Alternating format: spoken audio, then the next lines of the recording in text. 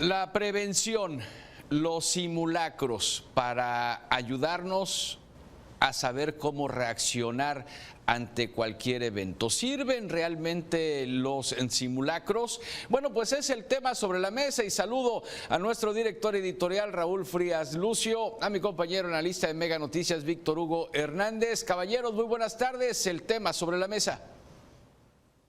¿Sirven los simulacros o no sirven, Víctor? Esta es una gran duda que yo todavía tengo hasta el momento. Pero antes de responder, y desde mi punto de vista, esta pregunta, creo que vale la pena hacer una serie de contextos para conocer qué ha pasado a lo largo de este tema de la cultura de protección civil. Sin duda, el sismo, bueno, se le puede llamar fuerte sismo, terremoto que sufrió nuestro país el 19 de septiembre a las 7:19 de 1985 fue el parteaguas para que socialmente poder de alguna forma empezar a conocer eso que se llama protección civil. Si tú recordarás, seguramente solamente las personas adultas recordarán, este sismo ocurrió hace 38 años, así es que bueno, personas que tengan hoy quizás 40, 45, 50 años, y eran niños en aquel entonces, sí, recordarán, pero seguramente tú sí lo vas a recordar, y mucha gente que nos ve aquí en este tema sobre la mesa de Mega Noticias, sí, la Ciudad de México se volvió un verdadero caos. Y digo la Ciudad de México porque era la ciudad más con más habitantes, más afectada en aquel sismo, aunque hubo otras zonas, Puebla, Oaxaca, parte de Jalisco, también Ciudad Guzmán, en fin, fue un sismo que golpeó fuertemente a nuestro país, ¿sí? Y bueno, a partir de ese 19 de septiembre de 1985, sin duda se aprendió algo. Fue tal el impacto que las autoridades se quedaron pasmadas en aquel 1985, lo recuerdo bien. El presidente era Miguel de la Madrid, el jefe del gobierno de la Ciudad de México era Ramón Aguirre Velázquez, y no se sabía qué hacer. No supieron qué hacer.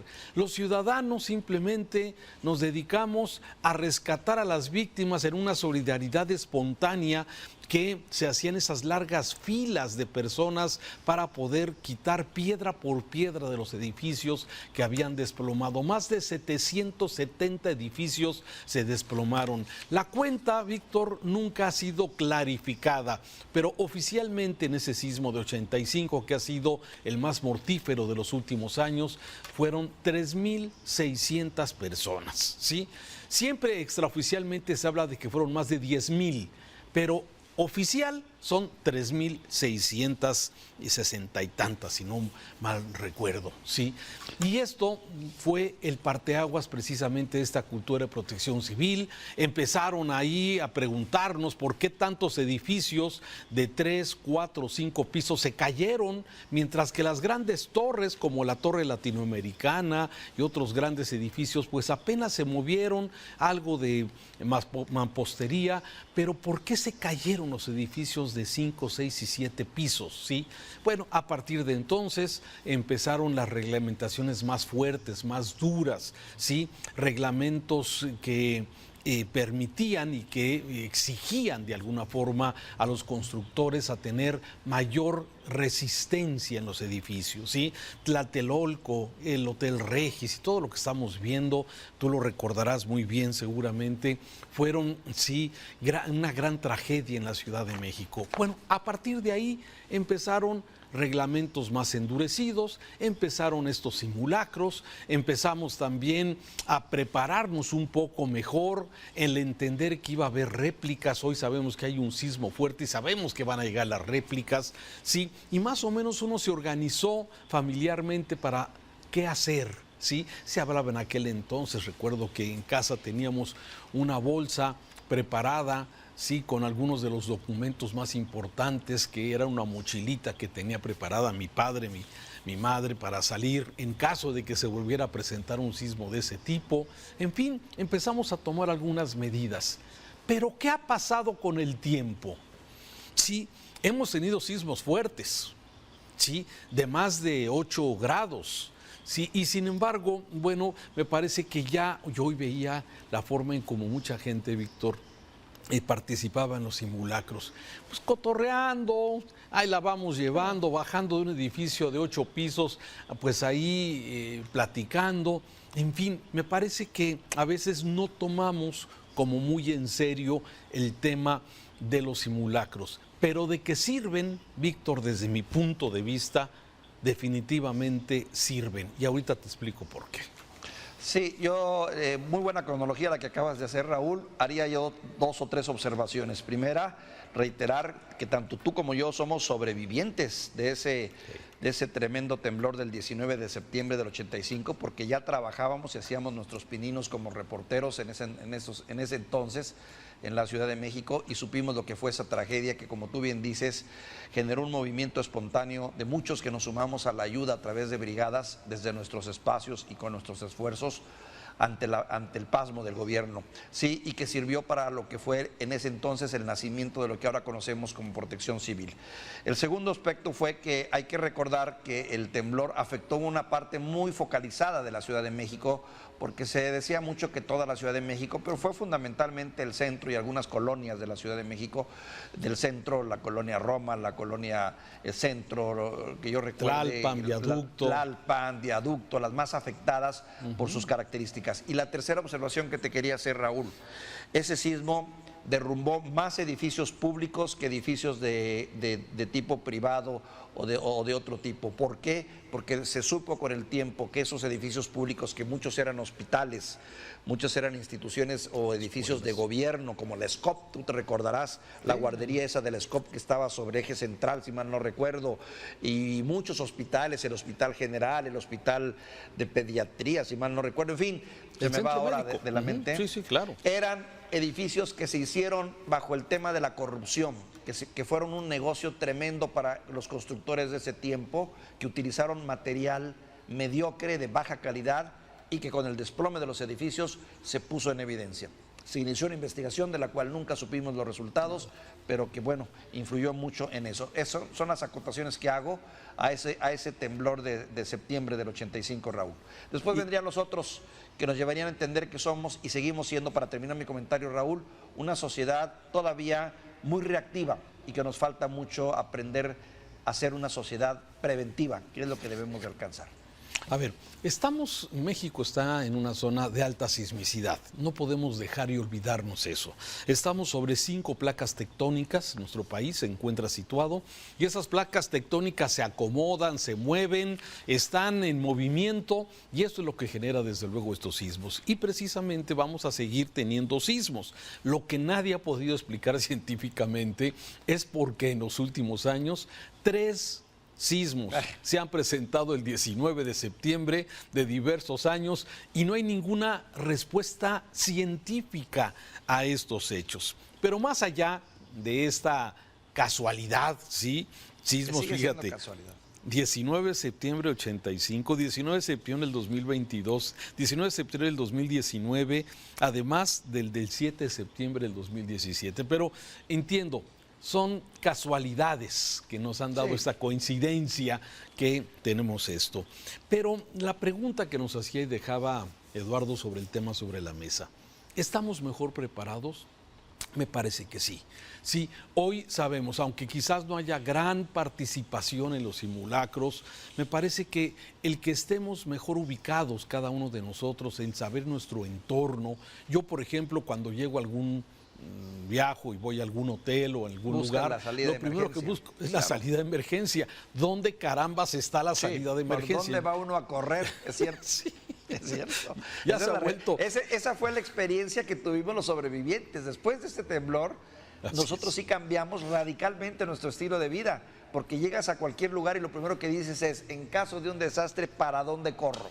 El cine. Siempre. Sí, si vas al cine, si vas al teatro, si vas a alguna reunión. Yo siempre, y a mis hijos les transmitía yo esto, busquen siempre, para que sepas nada más geográficamente donde estés, ¿sí? Dónde está la salida de emergencia, ¿sí? Ahora, también hay que ser realistas. Sí, la alerta sísmica, que es un gran avance, pero que está muy limitado solamente a la Ciudad de México, sí, a pesar de que las autoridades dicen que hay una alerta sísmica en 8 ciudades del país, este es el infográfico que presenta el sistema de alerta sísmica mexicano, ahí dice del lado derecho que hay 8 ciudades que tienen alerta sísmica. Yo vivo en Guadalajara y aquí no hay alerta sísmica. Ahí dice que, bueno, en Chilpancingo, en Acapulco, en Morelia y en otras ciudades tienen alerta sísmica. Me parece que hay un error en este infográfico del gobierno federal, porque la única ciudad que sí tiene alerta sísmica es la Ciudad de México, en donde hay magnófonos, donde hay a través de la radio, se conecta directamente y se aprovecha la distancia que hay entre los lugares de epicentro que tiene este país, que son Guerrero, que es Jalisco, que es Colima, sí, que es toda la zona de la costa, y aprovechan que la onda sísmica se traslada entre 4 y 6 kilómetros por segundo, mientras que la velocidad de la luz, lo sabemos, 300,000 kilómetros por segundo. Entonces, esa es la oportunidad. Hay una ventaja mínima si quieres tú, de 1 minuto o 30 segundos para poder salir con vida. Así es. Ahora, si estás en un edificio de más de 3 pisos, es inútil de alguna forma, aunque sea una alerta sísmica, pero sí hemos de alguna forma desarrollado mayor, digamos, habilidades para no ponerte cerca de una ventana en un sismo, en un edificio, no ponerte cerca de un mueble que se puede caerte encima. Sí puedes de alguna forma pensar en colocarte a un lado de un mueble de esos pesados y poderte en posición fetal en caso de que el edificio caiga. O sea, se ha avanzado, ¿sí? Sin embargo, me parece que las autoridades quizás hayan avanzado mejor en el tema de la coordinación, porque hoy hay un plan para saber qué hacer, cosa que antes no existía. Y recuerdo, y vuelvo al tema de 85, cuando veíamos a las autoridades pasmadas y no sabían qué hacer. Veíamos a las ambulancias de un lado para otro corriendo, sí, tratando de evadir digamos, los problemas, las piedras que había en las calles, llevarse a quien sea, no sabían a dónde llevarlos, sí. Y bueno, esto generó lógicamente un aprendizaje. Hoy me parece que las autoridades tienen un mejor plan para coordinarse, para poder de alguna forma actuar. Y la sociedad, me parece que en lo personal algunos hemos aprendido un poco mejor esto, por lo menos de ubicar, evitar estar cerca de las zonas y por lo menos saber para dónde vas a correr. Y eso me parece, Víctor, que a pesar de que dicen que no se debe de correr, lo aclaro. Ajá. Que te debes de quitar los zapatos y salir en calcetines, que también no sé, pero en fin, son de las cuestiones, instrucciones que te dan. Pero fíjate que el desarrollo de las áreas de protección civil es algo muy meritorio, Raúl, porque a partir del 85, como bien lo comentamos, se comenzaron a formar estas direcciones, digamos, que ahora en teoría deben de existir en todos los municipios del país, con un plan y con un mapa, sobre todo con un mapa de riesgos que establece qué es lo que se debe de hacer.